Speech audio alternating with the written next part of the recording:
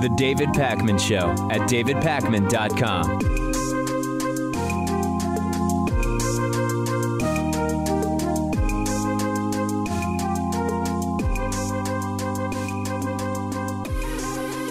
As if there isn't already a good enough case of obstruction of justice against Donald Trump, NBC News has now learned that Donald Trump is talking to his friends about asking the Attorney General, Jeff Sessions, to prosecute Robert Mueller, the special prosecutor who's carrying out the Trump-Russia investigation that we've been talking about since the firing of James Comey as FBI director, or shortly thereafter he was appointed. And NBCNews.com's Howard Fineman is quoting an unnamed Trump advisor who said, "Here's how it would work. We're sorry, Mr. Mueller, you won't be able to run the federal grand jury today because he has to go to testify to another federal grand jury, presumably one where he would be a target," which is also weird because usually people don't testify before grand juries when they're the ones suspected of crimes. But I guess who cares about the details when it's all nonsense, right? So the real big question is, you charge Robert Mueller, what would the charges actually be? And we have no idea. And this is apparently an alternative way that Donald Trump is thinking of to get rid of Robert Mueller, short of straight up firing him. And according to a friend of Trump's, Trump does realize that if he fired Mueller, the firestorm would be such a train wreck that it could end up helping Mueller or at least hurting Trump in the long run. So apparently this is an alternative, as if this wouldn't also create a firestorm, right? And it is riveting to watch how Mueller, who used to be sort of like the darling of the right, is now being smeared every which way by the committed Trumpists and many Republicans. Remember that Obama decided to keep Mueller as FBI director when he became president because he believed that he was able to put political party aside — Mueller's a Republican, in case you didn't know — and determine that Robert Mueller's a good person to lead the FBI because he has integrity and he has intelligence and he has a commitment to the job that goes beyond partisanship. And at the time, Republicans loved it. They've always loved Robert Mueller until now. And as ludicrous as the idea of prosecuting Robert Mueller is, I know for sure, Pat, that I'm going to get emails from the committed Trumpists who listen to the show and watch the show, and they're going to say, good for Trump because Mueller deserves to be prosecuted for the witch hunt he's carrying out, which of course doesn't tell us what the crime is that you would prosecute Robert Mueller for. I mean, you really can't fire Robert Mueller. No, the optics of it would be an absolute disaster. Yeah, Trump even seems to get that. Even Lindsey Graham said that if Trump was to fire Mueller, it would be the end of his presidency. You think back to Watergate, Republicans were with Nixon until he decided to fire the special prosecutor Archibald Cox, and then they turned on him. And who do you remember who else was also fired by Nixon in that entire thing? I think there was talks about the deputy being fired, and he had to resign. He ended up resigning. Yeah, that's right. Yes, so I'm ready. I mean, you know, go ahead, send me the emails. I know the committed Trumpists are going to say good for Trump for taking a stand and getting rid of this guy, but they're unable to explain even their simplest political positions in a coherent way. There's no foundation on which to base their views, but they will be completely and totally sure that it's correct to prosecute Robert Mueller somehow. You know, I don't deny that this account happened, but is it possible that he was just being facetious? I mean, if he's in a room with his friends, the guy we know will say anything, right? But is he capable of sarcasm? Hollywood. Is Trump capable of actual sarcastic or satirical comments? I don't know. Yeah, it's not clear to me that he is. And small little detail in the back of this, the idea is Trump is thinking of telling Jeff Sessions to prosecute Robert Mueller. Didn't Jeff Sessions recuse himself on anything related to Russia? Like, why would Trump go to Sessions to have him fire Mueller if he's recused? If you're recused on Russia, then firing the next guy investigating Russia after James Comey was already fired to get him away from the Russia story, that's sort of being involved with Russia stuff, which supposedly Jeff Sessions isn't supposed to be. Yeah, you got to go to the Deputy Attorney General, Rod Rosenstein. Sure, yeah, great person as a number two to put pressure on. This is not the way an innocent person behaves, right? I heard a sort of devil's advocate, which was, listen, David, here's what you don't understand. Trump is so delusional that he may genuinely believe that there's just nothing to investigate and that the entire investigation is a waste of time. If you're Trump and you truly, deeply believe that, and you believe that you're innocent, you might do everything Trump has been doing to stop the investigation, not because you think you're guilty and they're going to find something, but merely because you believe it's a waste of time and you just want to get them to not waste time this way. But outside of that very difficult to believe hypothesis, and I know that we say Trump does seem to have personality disorders, that would be indicative of a pretty serious disconnect from the real world. This is not how an innocent person behaves. It is not what an innocent person would do, period. Another day, another possible piece of the obstruction of justice case against President Donald Trump. CNN is now reporting that when Deputy Attorney General Rod Rosenstein went to the White House a couple of months ago, in December, about a month and a half ago, Donald Trump wanted to know from Rod Rosenstein, number one, where is the Trump-Russia investigation going, which is already a totally inappropriate question.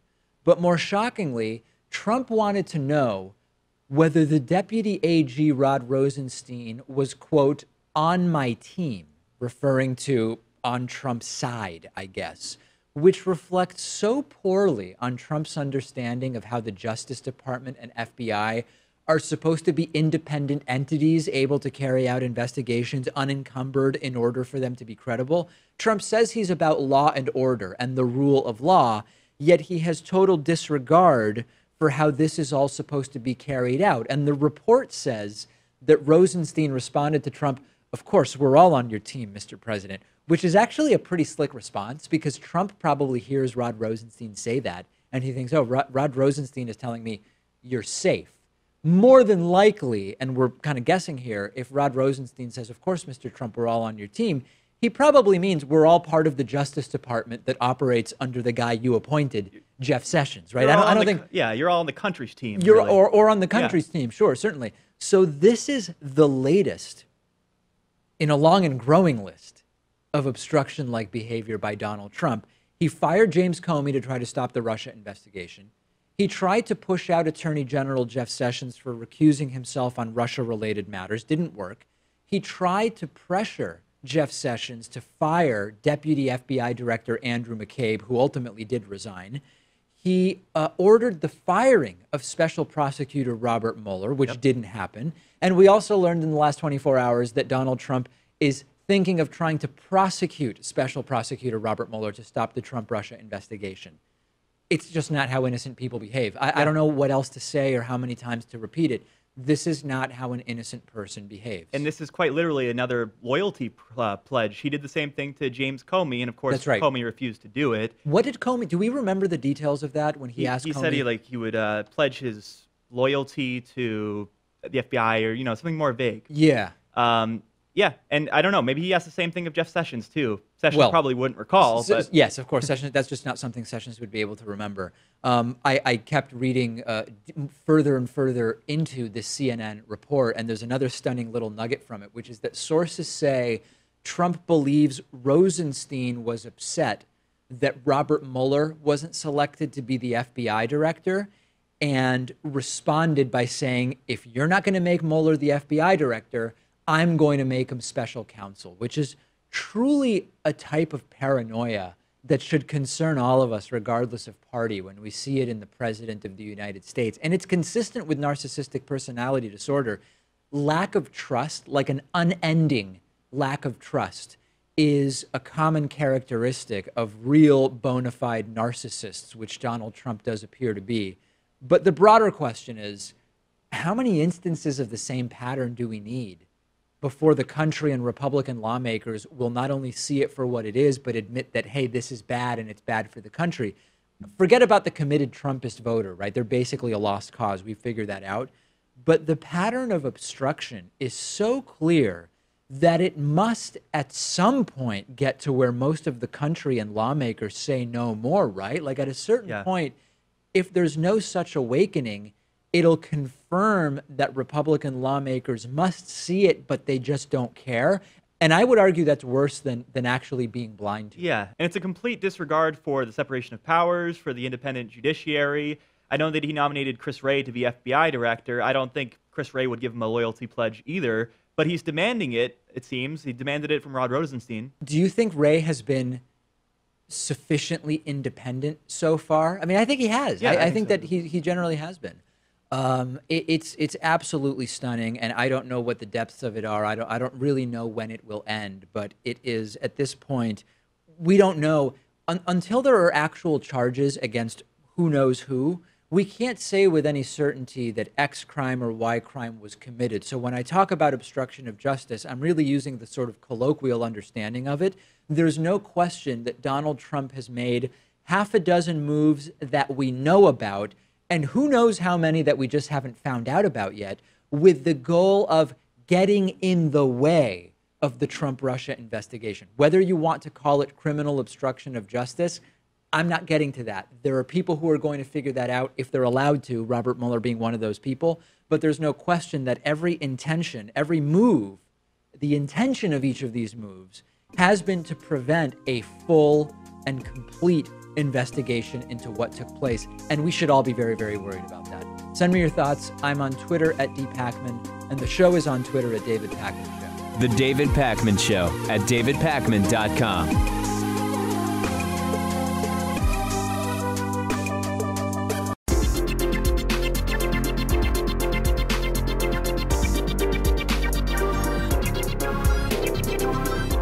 The David Pakman Show at davidpakman.com. Thanks to all of our new David Pakman Show members. Today's new member of the day is Charles Parmigiani. Charles, thank you so much for being a David Pakman Show member. And also thanks to our longtime sustaining members. Today's sustaining member of the day is John Shirer, who has been a member since August of 2010. Nice. Going on 7.5 years. John has also been a guest on the program and is an all-around good guy. August 29th, 2010, John's membership sign-up date. Thanks to Charles, John, and all of our new and sustaining members. You can join them at davidpakman.com/membership. If you want to discuss politics or the show or really whatever with other David Pakman Show viewers and listeners, a good place to do it is the David Pakman Show subreddit. You can find it at davidpakman.com/reddit. And this morning I was checking out some of the recent threads and discussions that were there. I want to share a couple of them with you. And one of them asks, is the State of the Union address even a necessary or relevant tradition anymore? I think it's pretty clearly not. It's tradition is really what it is. Well, yeah. There's certainly no necessity, and the relevance of it is medium at best, right? I mean, you don't need it, but it is a tradition. The Constitution does require the president to speak to Congress Sure. from time to time. Yep. It doesn't have to be every year in that format. Correct. But that's just how we've done it traditionally. That's exactly right. So I believe that the State of the Union address is not necessary and it is not relevant, but it's okay to do things because of tradition. If that's what you want to do, there might be some other value to it. And whether it's seeing Donald Trump sort of clap for himself or whatever, right? We could still say that it makes sense to do it.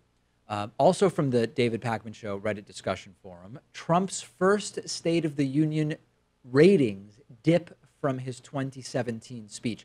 I'm not really reading much into the entire ratings thing because there's people who are saying the ratings are up and that means Trump is doing well, and others saying the ratings are down and Trump isn't doing well. But at the same time, it wouldn't be crazy to think that any president's first address to a joint session of the House and Senate would attract more attention than subsequent ones. I think it's irrelevant. A lot of people might be paying attention because the president is doing really well or really poorly, and a lot of people might choose not to pay attention because they think the president is either doing really well or really poorly.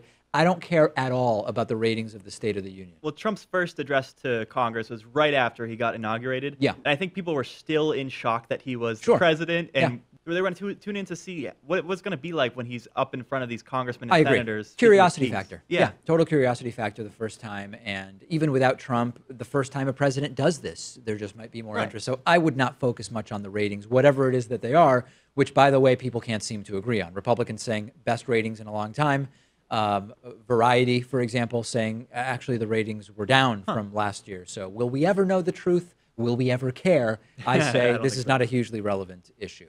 Also from the David Pakman Show subreddit, why did the drunken peasants end before we got this? And the idea is that I look like actor Kirk Cameron, and that Sargon of Akkad, a classical liberal, I don't even know what to call him, YouTuber, looks like one of the guys from the Home Improvement show. I forget which guy, but the tool guy with the beard, the co-host of the show with Tim Allen. Anyway, that's an old show. I don't know if anybody watches it. But yeah, so there was going to be a debate between Sargon of Akkad and I, and the people on the Drunken Peasants had reached out about it, and I had responded saying, how long is it going to be and what will be the issues? Just kind of asking basic questions. Yeah.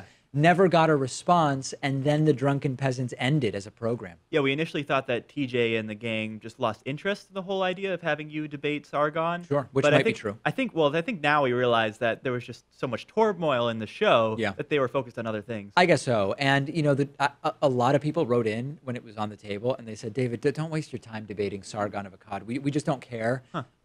It's not, just don't do it. It doesn't make any difference. And had him on before. We've had, he's never been on the program. Oh, no? No, I've done stuff, YouTube only stuff with him. But the broadcast audience just doesn't know who he is, I don't think. So I don't know that it'd be hugely relevant. Anyway, yes, there is absolutely no plan currently for me to debate Carl Benjamin.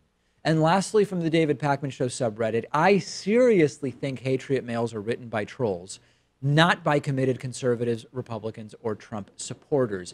We have a system for vetting Patriot mail, and I'm not even suggesting that it's foolproof, but we have many Patriot mails that we sort of put in the category of deliberately trolling, not actual just hate mail, and we don't put those on to the best of our knowledge. Is it possible that in the years of Patriot mail we've been tricked and put on a message that was sent specifically to try to get on Patriot mail? Of course it's possible, but we have a pretty good system. That's the reality. If we get tricked every once in a while, I think that's okay. Yeah, I mean, it's still, the segment is still funny. Funny, no matter what. Yeah, no one really knows whether or not it's legitimate. And arguably, we don't know either. At least that's what this person is saying. But I think we have a pretty good sense of it. Join the discussion on our subreddit at davidpakman.com/REDDIT. Okay, I've got something very special for us today.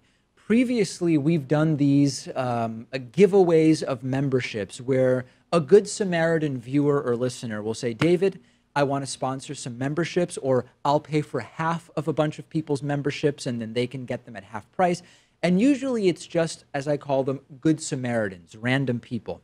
We actually have something very special today, which is that the musical artist Deep Glass has decided to sponsor some memberships in the name of their latest self-titled album, also called Deep Glass, which you can find at cdbaby.com or on iTunes. Links will appear in the video description for the YouTube clip for this story. Deep Glass is a progressive musical act, and they are doing something really awesome, which is actually they're doing two very cool things. Number one, they've already paid for half of 20 memberships, okay? Half of 20 yearly memberships. A normal yearly membership with all the perks, the bonus show, the commercial-free audio feed, the commercial-free video feed, all that great stuff. It normally costs $60. Deep Glass has already paid $30 for 20 memberships, meaning that 20 people who want to get a membership for half price can do it by writing in. You go to davidpakman.com, you click on the contact page, and you say, I want one of those Deep Glass memberships. This will run until the 20 memberships are spoken for. Write in. I'll send you a coupon code if you're one of the first 20. And that's a really, really great thing. But in addition to that, for every album sold between now and when the memberships run out, Deep Glass will donate $3 to the Institute for Women's Policy Research. So basically, three different things here. Number one, if you want one of the half-price memberships, just write in. They've already paid $30. So you can get the membership for $30 and you can keep that discounted rate for as long as you want. That alone is a really big thing. Number two, please check out the album Deep Glass by Deep Glass on iTunes or on cdbaby.com. Just checking out the album also helps them. More streams is good. Please do that. And number three, if you choose to buy the album, they will also donate $3 for every album sold to the Institute for Women's Policy Research. First come, first served, 20 half-price memberships, thanks to Deep Glass, the new self-titled album, also called Deep Glass. This is cool. This is something different. I like this stuff. I don't know. And half of 20 memberships does not mean 10 memberships. No, that's right. No. It's 20 memberships at half price. See, I was what confused. I mean. A grammatically ambiguous promo, but a good promo nonetheless. So get in touch. 20 memberships left right now. I'll keep you posted on how many remain. One of the biggest frustrators in this entire release the FISA memo drama is that people just can't seem to pronounce Devin Nunes correctly. No, I'm kidding. That is a frustration, people calling him Nunes. But of course, when you see those typically Spanish names with an S on the end, that's like the Portuguese version of those names. So it's not Nunes with an N. It's Nunes. I've been hearing Nunes too, which is Devin even worse. Nunes. Oh, yeah. Yeah. Honestly, I think that's better than Nunes. Do you? I really do. I think in some way it is. But reasonable people could disagree about that. No, anyway, the reality is that a fragment of the right is putting all of their distract from Russia eggs in the release the memo basket in this sort of irrational and unhinged way. And I've been skeptical that this memo, which I keep saying over and over again, release it as long as we're being responsible with classified information. I've been skeptical that the memo would have any bearing whatsoever on Robert Mueller's Trump-Russia investigation, even though many people on the right seem to think that when this memo, if and when this memo is released, it's going to totally discredit Robert Mueller. Donald Trump's friends and allies or staffers and a bunch of people around Trump have said Trump sees the release of the memo as possibly a way to get in the way of the Robert Mueller Trump-Russia investigation. If the memo comes out and it really puts into question Robert Mueller's ability to continue carrying out the investigation with integrity, I will be the first to tell you that Robert Mueller is not a credible investigator and he needs to be replaced.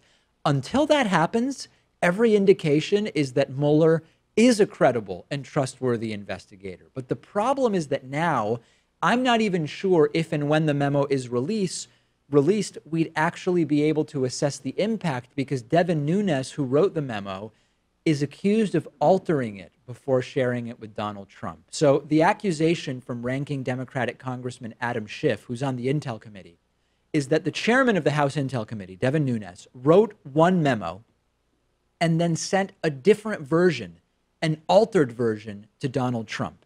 The reasons why he might do this are numerous. Now, the most benign explanation, which is what Devin Nunes' team is saying, is that there were a couple words changed here or there for sort of logistical or administrative purposes, but that it doesn't actually change the underlying meaning. That's the most benign explanation. It's not the one that Adam Schiff is saying is the accurate explanation. And it's possible that Nunes exaggerated the abuses he believes happened in the first memo, and he's showing Trump a more accurate version that is less hyperbolic. The opposite is also possible. It's possible that Devin Nunes is showing Trump the more exaggerated and salacious version in order to get Trump fired up for one reason or another. I don't know the truth, but the accusation from Adam Schiff, which he tweeted yesterday, is discovered late tonight that Chairman Nunes made material changes to the memo he sent to the White House, changes not approved by the committee. White House, therefore, reviewing a document the committee has not approved for release. Supposedly, we're going to hear tomorrow, maybe Friday, whether Donald Trump is or isn't going to release the memo.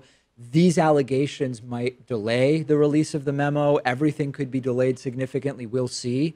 But the bottom line here is that I believe Adam Schiff, big picture. Yeah. I mean, mostly it's because Nunes has a track record of doing exactly this type of thing. Nunes had an ethics complaint against him, which was not settled in his favor. Ultimately, it was dismissed.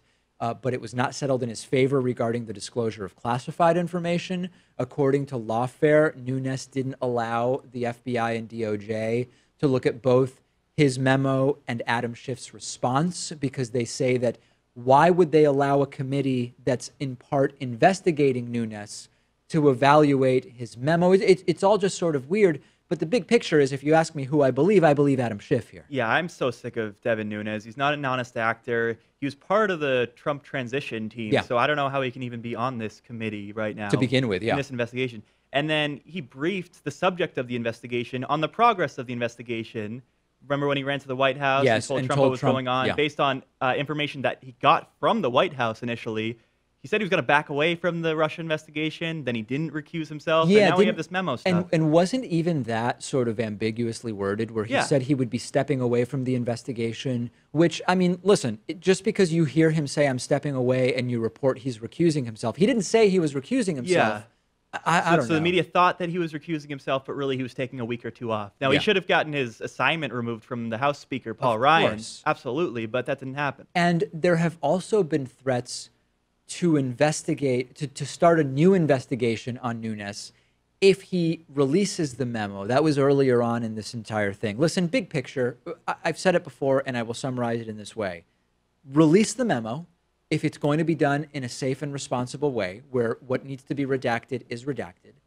Do not be confused about the integrity of the Robert Mueller investigation based on allegations in a dubious memo that we've not yet even seen, I guess is my word of caution. And, you know, the Democrats have a memo too. And it's trying to put all of this in context and point out the problems that they have with the Nunes memo. But of course, the House is voting not to release it. That's right. And honestly, a cascade of memos is not the most thrilling thing right now when we have not only the Trump-Russia investigation itself, but sort of like endless important political issues going on. So let's just figure out if anything actually concerning took place in terms of FBI actions. Let's take it out of the realm of Trump using it to just interfere with Robert Mueller's investigation, and let's move on. And a lot of discussion about the memo on the David Pakman Show subreddit. You can participate in those conversations if you'd like at davidpakman.com/REDBIT. The David Pakman Show at davidpakman.com.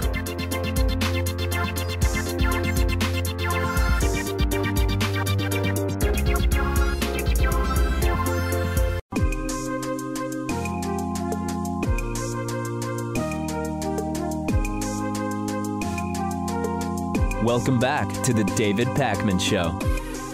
I'm pleased to welcome back to the program Dr. Christopher DiCarlo, who's an award-winning philosopher, educator, and author of his latest book on critical thinking called 6 Steps to Better Thinking, How to Disagree and Get Along. It's great to have you back. You know, this is a topic that's very, very interesting to me, and we've talked a lot about sort of the discoveries that behavioral economics has made over the last several decades that oftentimes when you present people you're arguing with sort of contradictory information, we would like to imagine that they're going to see the light and sort of change their mind. But very, very often, this is not actually the way it goes. And you talk in the book about how to have some of those conversations and not only get along, but maybe be more effective.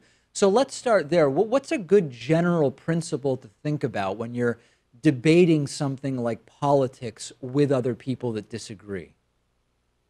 Right. To me, the first thing you have to do is be aware of your own biases and why you've arrived at your current position, and then to be able to wonder why that other person is thinking differently from you and what biases might have led them to that same, opposing viewpoint. And when you do that, the goal is what? Or I guess, is your goal, or should your goal be, to change minds? What would be the best approach, empirically speaking, to have the best shot at doing that? Right. So if the art of argumentation is trying to persuade somebody of your particular position, and you're better aware of your own biases within the context of what the other person's biases might be, this goes a long way towards trying to find some type of medium point between where you're both coming down. And so it becomes easier to try to reach out to that person with whom you're disagreeing and be able to communicate more clearly and more effectively. That's interesting because in some cases, the sort of truth might be a middle ground between two positions, but very often that's not the case, right? And I find that that's sort of a starting point for a lot of people who say, well, listen, this is the position of one side and this is the position of the other side, and more than likely we all have our biases and the truth is sort of somewhere in the middle. But a lot of times that's really not the case, right? Like the truth might be the view that is typically subscribed to by a political party or a particular movement or an institution or whatever the case may be. So how do you deal with that? How do you deal with the reality that very often the truth isn't just the sort of average of all the positions that are out there?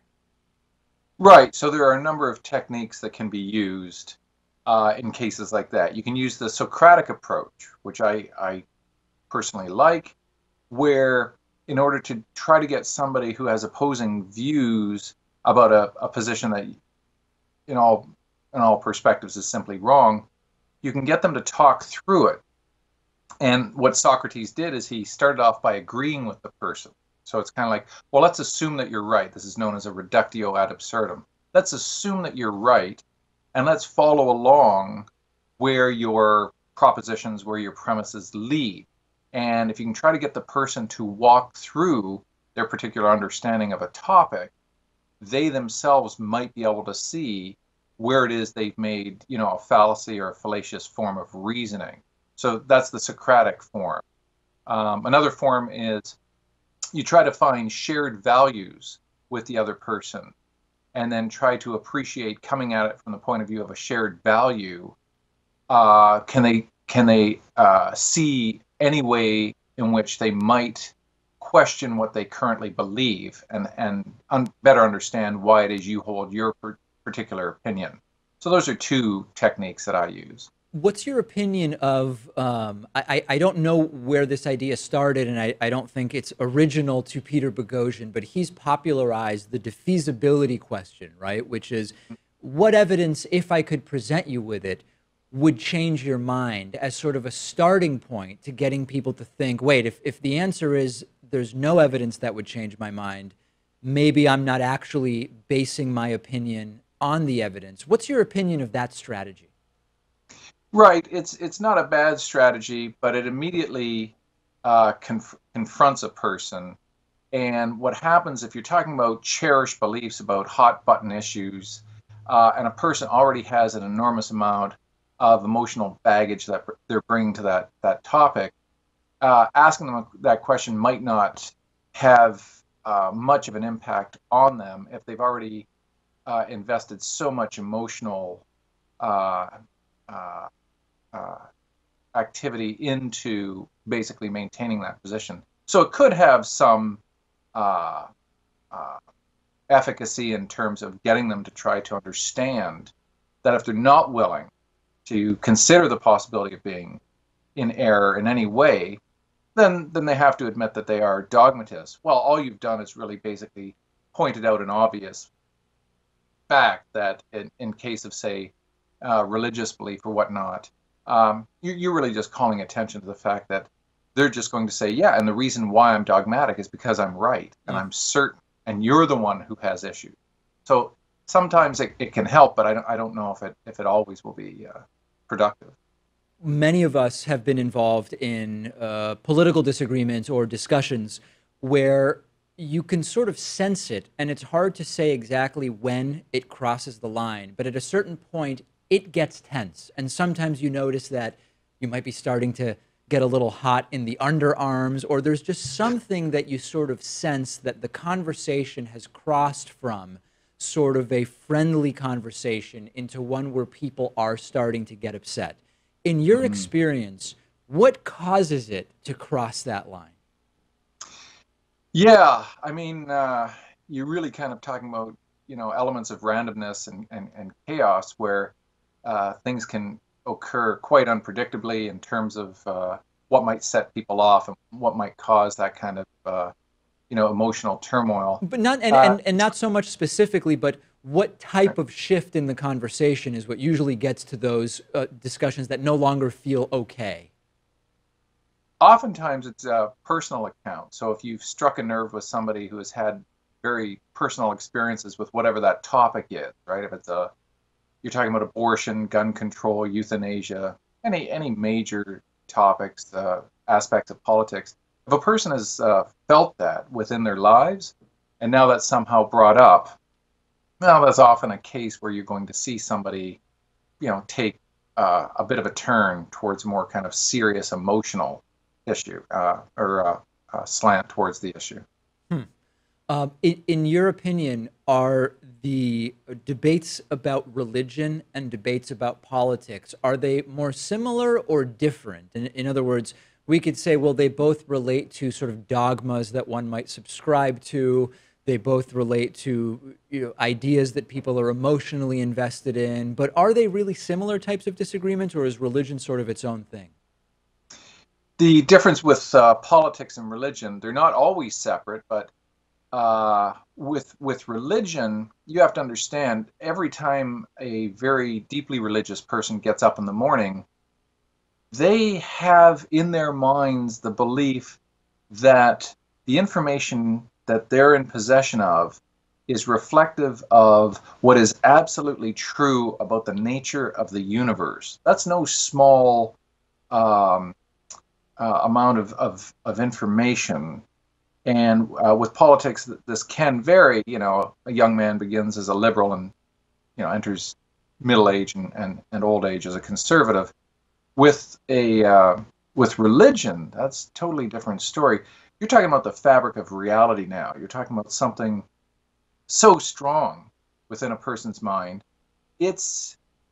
Essentially, there is no drug in comparison with religious conviction. I mean, that gets a person higher than any drug could possibly get them. And if you're going to try to argue against what it is that gets them that high, it's like taking the needle from the heroin addict or the bottle from the alcoholic. They're often going to fight you on that, because this is what provides them with that comfort, feeling, what I call mimetic equilibrium, where the world makes sense, the universe makes sense. And all of a sudden you want to enter into their worldview, doubts and the capacity for error and being wrong or being misguided. That's extremely deleterious and harmful to their particular worldview. So that's how it differs from politics, religion and politics. What are the 6 steps to better thinking that you outline in the book to dig into that material a little bit more? Sure. Very easy to remember. The 6 steps match the first 6 letters of the alphabet. So A is for argument. People have to know how to formulate their ideas into the form of an argument so that they're better understood.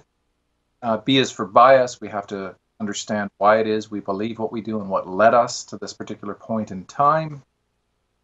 C is for context. Information doesn't exist in a vacuum. It's always embedded within some particular type of context. D is for diagram. People can learn a skill in which, when they hear or see or read what a person is saying, there are skills, there are tools that allow them to literally draw out what that argument looks like so that they can see it on paper. E is for evidence. If you're going to support your argument with evidence, there are various different types. F is for fallacies. There's a lot of different types of fallacies, which are errors in reasoning. So this capacity allows us to better identify when somebody is making an error in reasoning, and now we can put a name to the face, so to speak. Can everybody learn this? And if so, is there sort of some natural inclination to either be comfortable in engaging in these types of disagreements, discussions, and debates? Because I get a lot of people who tell me, listen, I sort of, when I'm on my own, I like thinking about these things and sort of thinking about what my positions are on whatever issue, but I am just not able to engage in a back and forth with someone else. And it's not a question of knowledge of facts. It's just, constitutionally, I freeze up. I can't do it. It's not for me. Do you think these are skills anybody can learn? Well, of course. And they're skills of empowerment. I mean, I've been lobbying the Ontario government here for easily the last 5 years. And I've made some headway with a pilot project with one of the school boards here in Ontario to introduce critical thinking skills into the curriculum for grades 9 and 10, so that if they can learn them at those grades and then carry them forward in grades 11 and 12, they will offer them levels of empowerment where they have the capacity now to be able to better understand why it is they believe what they do. So, I've also visited other countries as well throughout the world. I have a not-for-profit called the Critical Thinking Project. And what we do is we travel around the world, or we Skype around the world, and we teach teachers the basics of critical thinking so that in other countries outside of our own, teachers and students can learn these critical thinking skills. And then the plan is allow them to solve their problems their way by using these particular skills. The book is 6 Steps to Better Thinking, How to Disagree and Get Along. We've been speaking with the book's author, Dr. Christopher DiCarlo. Thanks again for talking to me about this, and glad to have you back on the program. My pleasure, anytime. The David Pakman Show at davidpakman.com.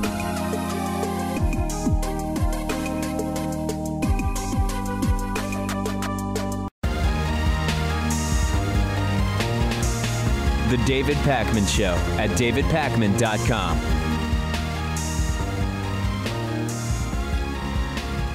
In what's sounding more and more like a sort of terrible and unbelievably bad movie script, a poorly written one, by the way, we've learned that the sanctioned spy chief of Russia visited the United States and met with Donald Trump's CIA director, Mike Pompeo. His name is Sergei Naryshkin. He's the director of Russia's Foreign Intelligence Service, and he was seen on an Aeroflot flight, that's the Russian airline, to the United States, landed in New York, and reportedly met with the current CIA director, in addition to, as reported by Reuters, meeting with the United States Director of National Intelligence, Dan Coats. Why is this a big deal? Well, for starters, Sergei Naryshkin isn't even allowed to come to the United States. He's banned from coming to the United States, and for him to even enter the country, exceptions have to be made for people that are sanctioned but coming in on official business. But if he was coming in on official business, then it'd be great to have an explanation about what that business was, given the very sketchy timing, since the visit took place right when the White House was declining to enforce Russian sanctions. As I told you earlier this week, sanctions that were approved widely, easily, by the House and Senate. Anatoly Antonov is the Russian ambassador to the United States. He confirmed the visit and said that the visit was to talk about possible areas of cooperation between the United States and Russia. So the head of Russian intelligence came to the United States, met with the CIA director, and around the same time, the CIA director announced that he's confident Russia is going to try to attack the 2018 midterms, just like they tried to attack the 2016 election. Is it possible Mike Pompeo is this sure of it because a Russian actor told him in person? And we know that Russia just has so much to gain here, right? In the United States, we can't even get the president to say he believes the intelligence assessments about what Russia has done and is doing. And it becomes bitter between Democrats and Republicans in the United States. Around the world, people see what's going on. Other countries see it. Confidence in the U.S. decreases. The U.S. is increasingly seen as a joke around the world. We can't even get on the same page and acknowledge what Russia is known to have been doing in dozens of countries for decades. And for some reason, Trump can't just say, yeah, they did the same thing here. And meanwhile, the U.S. down means Russia up geopolitically. This is a known strategy of Russian geopolitics. Make the U.S. seem as chaotic as possible, attack democratic institutions, throw the country into turmoil, and it strengthens the perception of Russia geopolitically. And the fact that the Russian intel chief came to the U.S., despite not even being allowed here under normal circumstances, and met with the CIA director and DNI, the story barely made a blip. Yeah, and maybe there was nothing untoward about the meeting, too. I mean, obviously, he's not allowed to come here, but these are specific circumstances. He's meeting with the CIA after all. But tell us what they are. Yeah, exactly. And, you know, the timeline just doesn't add up. And you're dealing with a Trump appointee in Mike Pompeo, so you got to be suspicious. Every element of it makes us say, we should know more about that, not, I'm sure it's fine, let's not even think about it. And again, because every day is, you know, scandal o'clock constantly, the story barely even made a blip. My expectation would be that most people in our audience, through no fault of their own, didn't even hear about the story because it got very, very little coverage. I've got great news for you. It is February 1st. We did it. We reached 2,100 Patreon contributors, which is going to trigger the production and release of the multi-part Critical Thinking miniseries. I'm triggered. Pat has been fully triggered by this. The backstory is Patreon exists, and we use it to raise money. When you go to patreon.com/David Pakman Show, you are able to make a contribution of as little as $1 a month. And we set a target not in terms of money, but in terms of patrons. And we said when we get to 2,100 patrons, we will go forward with this really pretty major undertaking of producing a 12 to 15 part Critical Thinking miniseries. And early last week, we had about 100 patrons to go. Late last week, we had 85 patrons to go. Early this week, we had around 50 patrons to go. The number shrunk, and yesterday we had only 18 patrons to go. And we reached a high of 2,120 patrons late last night. Of course, that number has started to trail off as the February 1st credit card processing has started and some people's credit cards have expired. But we said we don't have to stay over 2,100. As long as we hit 2,100, that's good enough for us. So this is just going to be awesome. Yeah, I mean, it's not like it's okay. We want to crawl back up, but we still hit the goal, and we're going to follow through with our promise. That's exactly right. There will be follow-through. I am sticking to my word. It's not like when Trump said Melania would do a press conference and tell us all about why she was working illegally in the United States. I said we're going to release this thing, and we're going to release this thing. We have two great sponsors for the Critical Thinking miniseries, companies that value critical thinking, which is why they're sponsoring a Critical Thinking miniseries. So thanks to everybody. And let's move on to the next thing already, right? Which is when we hit 2,500 patrons, we are going to record, edit, and upload my Boston College lectures from the class that I taught in the fall at Boston College, along with slides and visuals. That will be, so this is a 12 to 15 part mini-series of 3 to 7 minute clips. That next project at 2,500 patrons is a dozen 75-minute lectures that we are going to be producing and releasing, which I also think people will really like. We've got to start working on that now. Well, I'm going to get right to it now. Listen, let's release the Critical Thinking miniseries first. But yeah, 2,500 is the next goal. Patreon.com/David Pakman Show. Let's make it happen. Okay, we have a voicemail number, 2192-DAVID-P. Today's caller was upset about what he calls the bad quality of the voicemails that are played on the show. Let's take a listen to what he had to say. The only voicemails you play are the crappy ones. And then you complain that you get 50 a day. Just play the good ones. Stop playing the crappy ones. And maybe the crappy people will stop leaving crappy ones. And I want my message to be played. So let me say, cock, cock, cock, cock, cock, cock, cock, cock, cock, cock, cock, cock.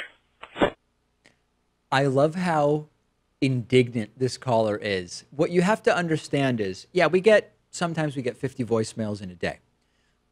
First of all, the 3-minute voicemails that get cut off because the 3 minutes isn't even enough for the caller to put together one thought, start to finish, those aren't going to get played. So once you eliminate the back-to-back 3-minute calls, you no longer have 50. You probably have more like 20. We did that yesterday, but that was more of a public service announcement. Yes, it was, just to people to understand what's going on. Of the 20 that we have left, a lot of them are sort of messages not really for air. They're sort of like direct messages to me that don't really make any sense as voicemails on the show. So that cuts it down. And then when you actually get to the dozen or so that are more reasonable, half of them you can barely hear what the person's saying because they're either calling from the car or with loud music blaring in the background or on some kind of bizarre speakerphone or weird interference that sounds like birds chirping and an old school dial-up modem. So I'm actually often only left with like 3 or 4 even possible voicemails for each day. And I make the best assessment from those 3 or 4, you know? And the funny thing is, and I may get some flack for this. Yeah. That was a crappy voicemail. That was not the best voicemail. Yeah. That was not the best voicemail. But hey, I guess he's right because it was a crappy voicemail and it made it onto the show. Yeah. Which means that the guy is kind of right in he's what he's vindicated. saying. He's vindicated, yeah. We've got a great bonus show today. A train carrying members of Congress hit a truck, and one person did die tragically. Killer whales. I call them orcas. I feel like killer whale is a bit violent. Bad reputation, yeah. Orcas have learned to imitate human speech in a world first, and a British lord offered his resignation after showing up late to work. Can you imagine the respect for the position? That's something Donald Trump could really learn from. DavidPakman.com/membership and Patreon.com/David Pakman Show are the two ways to get instant access to the bonus.